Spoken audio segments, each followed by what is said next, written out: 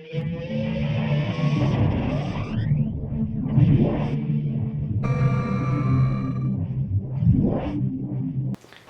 everyone, here we are with Fast and Furious 6, the game. Essentially, there's a new movie coming out for Fast and Furious. They're on the 6th movie, can you actually believe that? And this time they've decided to make a game.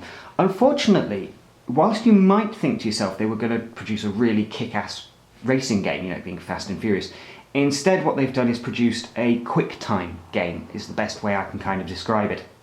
It's basically cars on rails, and at certain points during the gameplay you will have to do an action in order to not screw up.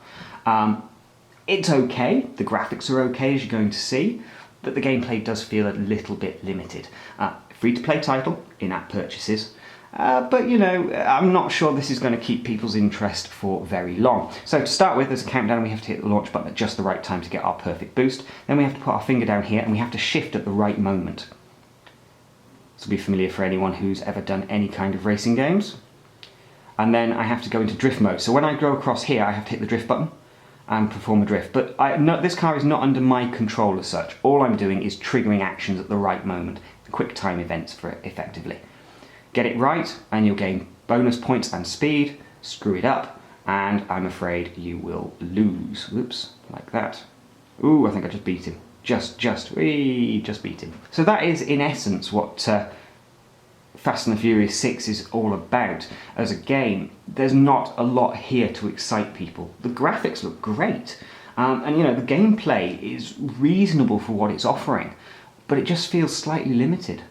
Let's have a look at a drag challenge, which is very much just a case of shift, hit nitrous at the right moment.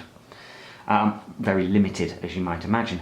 But, you know, there's a great game here. It's just a shame that they kind of took the easy way out, I think, more than anything else. And instead of giving us a real Fast and Furious game, they've given us some sort of weird set of touch events instead, which is just a real pity, I think. Obviously, I think time constraints may have played a part here. There's only so many hours in a day, I suppose, that you can produce games, but even so, I would much rather have seen a full-on racing title, you know, worthy of the name Fast and the Furious, than this strange kind of quick-time event driven thing. I certainly hope we don't see many more racing games come out like this, because it kind of isn't very racing, which is a shame. But it's free to play. If you're looking for something to do this weekend and you're a bit bored, check it out. You never know, you might find something more here than I found, but for my mind, it's just quick time events in a car racing formula. That's about it.